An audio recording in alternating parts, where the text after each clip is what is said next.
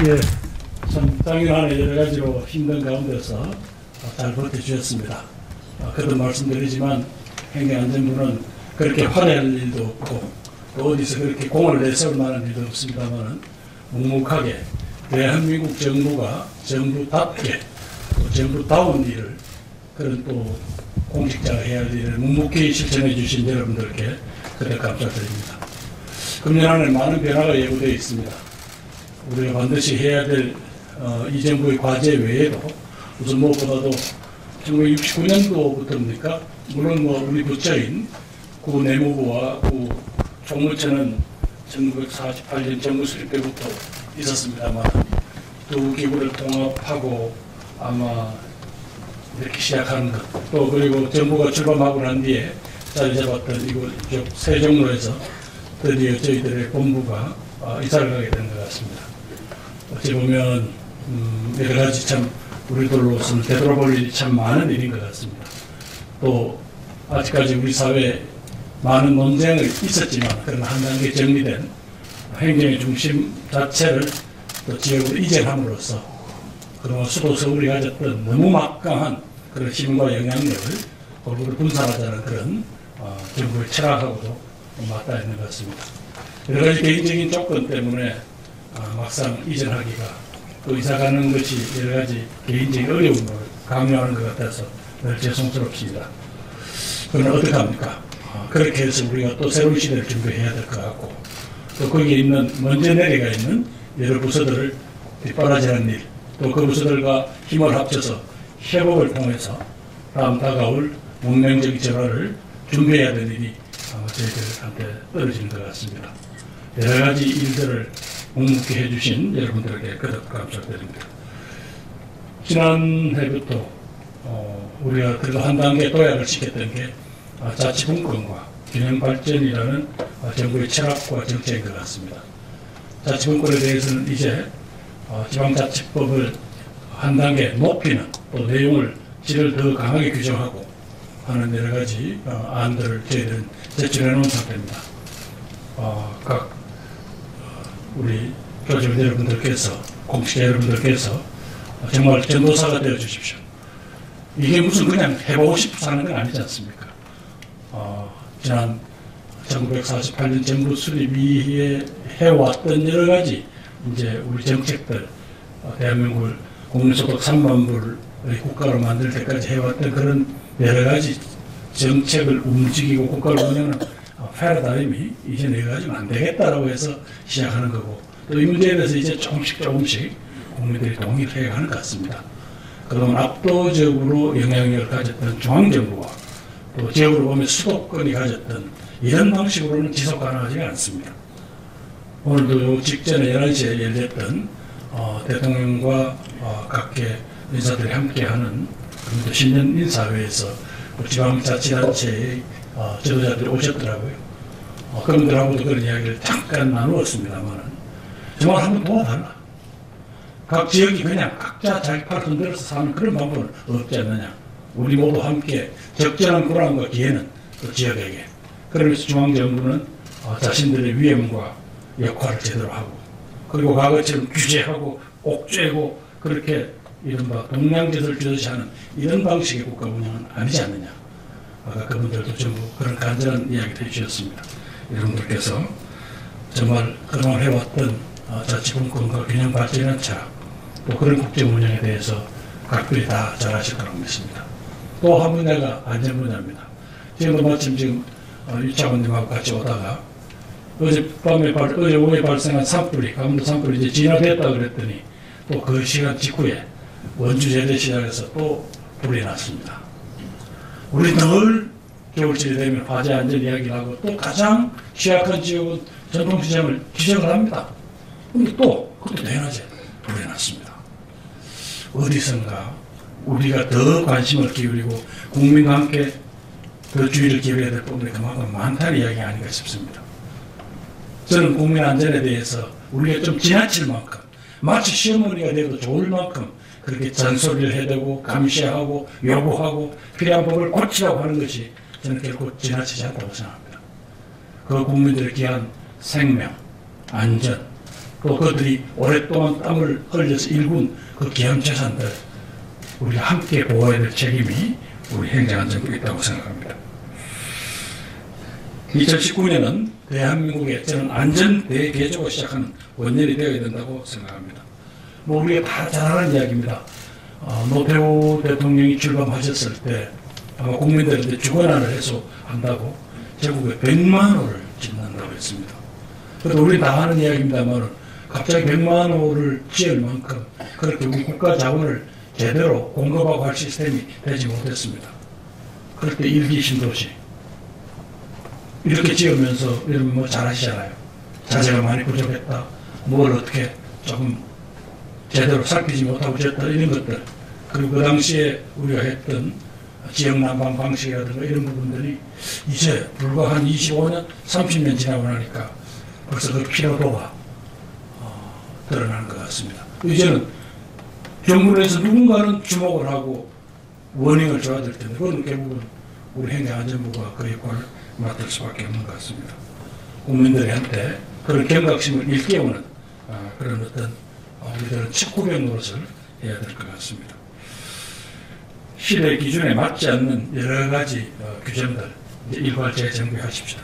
특히 안전점검에 대해서는 저는 유차관님을 비롯한 안전파트를 책임을 지는 실장님에 요청한 바 있습니다. 대한민국의 모든 우리 국민들의 삶과 직접적 영향이 있고 안전에 영향을 미칠 수 있는 것들 모두 DB화하자.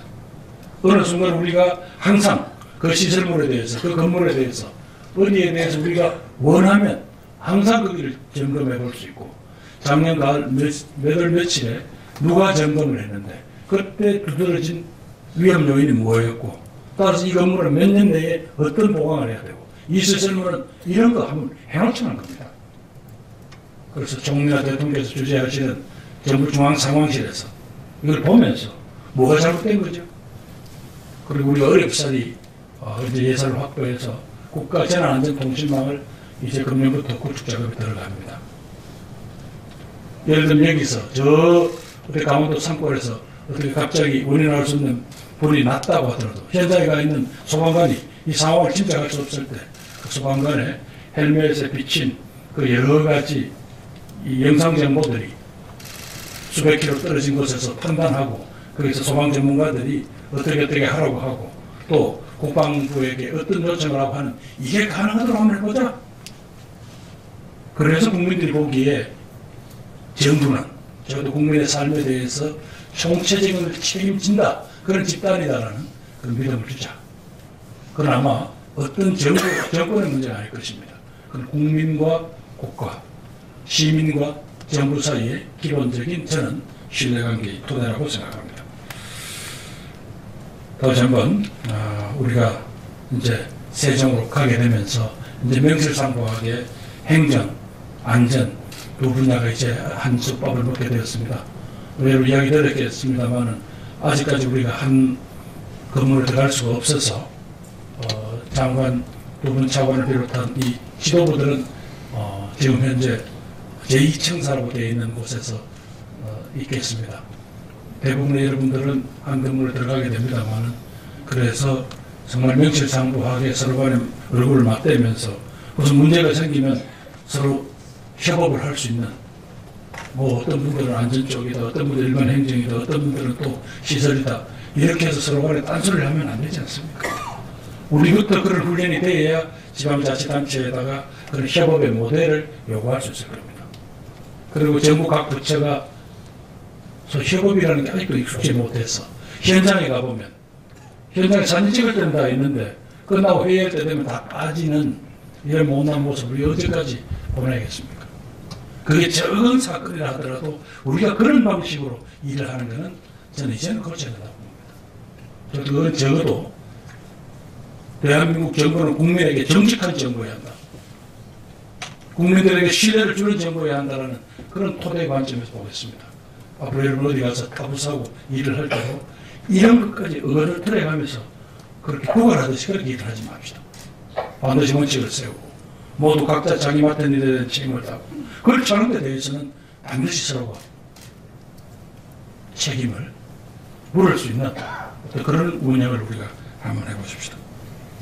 우리가 이제 보니까 벌써 이게 참 세월이 빠르더라고요. 저도 문재인 정부 첫 행정자치부 장관, 행정안전부 장관 임명을 받았는데 1년 반 정도 지냈는데 벌써 언론에서는 문재인 정부 3년 차 이렇게 나옵니다. 괜히 조바심이 나는 거죠. 그리고 여러 가지 최근에 경제적 사진 때문에 거기다가 민심이 안 좋다 이런 식으로 붙이니까 이거 숙제 들어간 채로 시험장에 들어간 학생처럼 그렇게 여러 가지 두렵습니다.